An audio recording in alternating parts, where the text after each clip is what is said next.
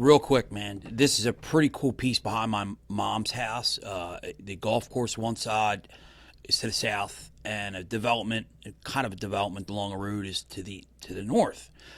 Marsh to the east. So it was one way in and one way out. It was very tough. I hunted here a little while, very early 2000s, I think. We're going to take a look at it, and I'll explain to you what's going on here. Check this out.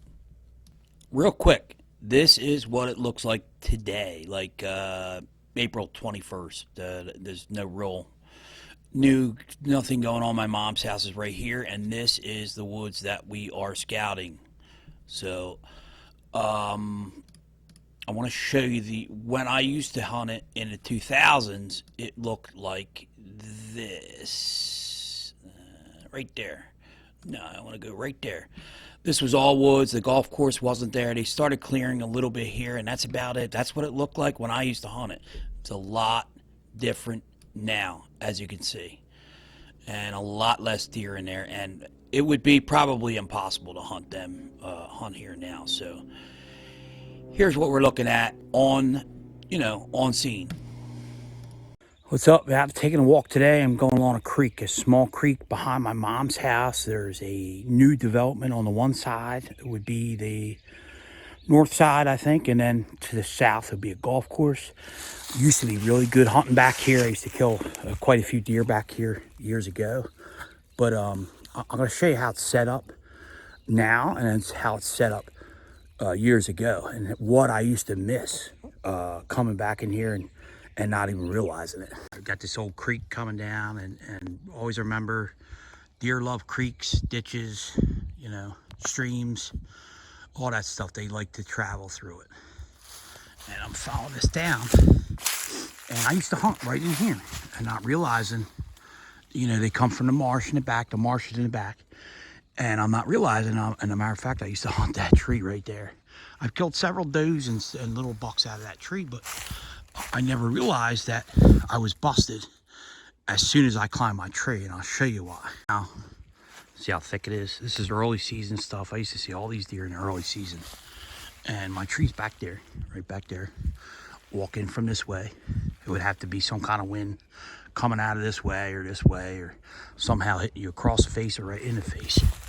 So all this little transition that people walk right by and overlook, it's sort of like a oblong bowl.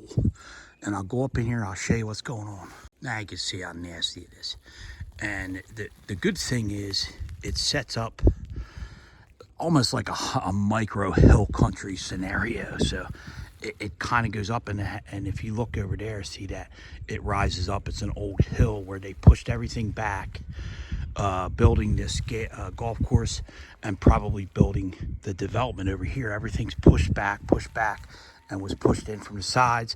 Now you got this giant hill running from the north end to the south end, and it stops right in here, and then there's a funnel coming through here.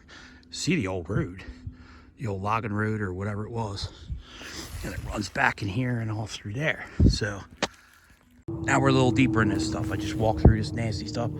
Now you can see it's briars. It's almost like a hill country little scenario, or this big hill, and we're going to go up in this hill, and I'm going to show you all this. This is all bedding in here, man. Old bedding. You don't use this no more, so it'd be all up in here, up on these knobs, these little knobs, all up in this tight grass up here.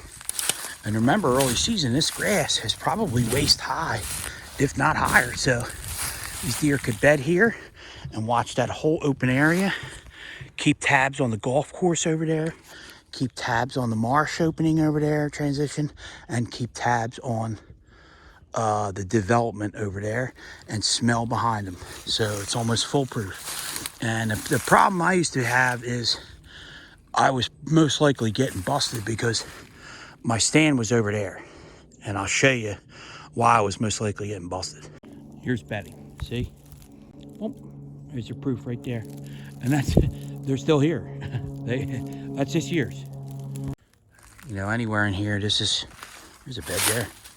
Look at that. There's a bed right there. Not real new, but it was being used. See the oblong there? almost like a walnut facing there. He's facing that way. I don't know why, but he was kind of facing that way. Wind coming this way or that way. So I don't know if it was a buck bed, but probably a lot of doe bedding in here too. Another bed right there. You can see it. Big bed where he's switching around a little bit or something was. This is probably doe bedding in here. Only because, you know, this is probably has some bucks in here coming through here and bedding in here during a rut. And there's no feature here. It's just a big mess. So it's probably most likely doe bedding. And the bucks are coming through here, maybe bedding in here. And I wish I realized what I was doing wrong years ago in here. And see how loud it is to get through here? That's why they come here. And here's your point. Comes out this way. You got a creek right there. So this here makes sense. You know, down here, I don't know, for specific beds, but they're going to bed here. If the buck's going to bed through here, that's why that rub was right over there. That's why he's bedding here. He's got to, you know, you can bed up on this hill, watch all this, smell behind him, turn his head, watch all this, smell behind him. Watch all out in front of him, smell behind him. Now see up by that tree there, right? You got all thick behind you, and you got a bed where you could probably face that way or even face this way and feel safe and watch in front of you, smell behind you. Go up there and sit there, get down like a deer, and I'll show you what was probably happening to me years ago when I was hunting up that way and I never realized it. Sit tight, here we go. I just found a food source here and never realized it was here. Here's one of their locust trees, I believe. There's another one laying there. They're locust pods, I believe. I don't know what species, but they are. Deer lot. And I'm coming up on this hill, which used to have some beds on it. And I want to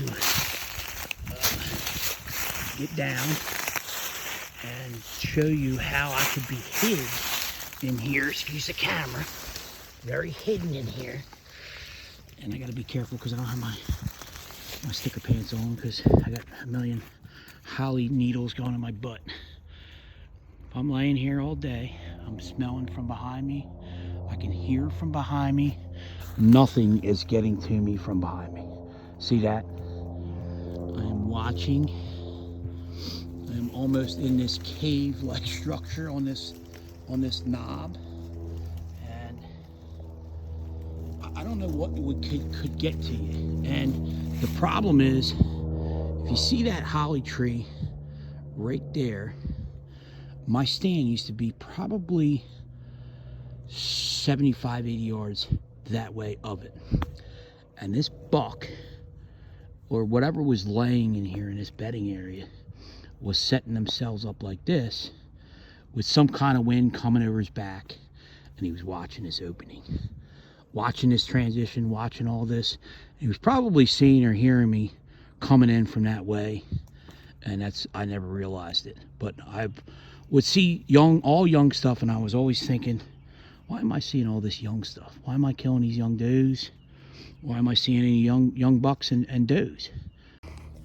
Look behind me. Ain't nothing getting to me without me hearing it or smelling it. Nothing. So now I'm in this, you know, this little micro bedding area, you want to call it. And guys wonder, and they say, oh, deer are nocturnal. Nah, they're not nocturnal, they move. I might get up out of this bed, walk right here, boom. There's locust pods all over in here. Food source. 30 yards from his bed. That's why. That's what you got to really look around the bedding areas and see if there's any kind of staging area, any kind of food source that is around that bedding area that a buck is going to stop at and go pick along and pick at before he goes out to the main food source. That's it, man. You know what? It's that simple. You just got to think.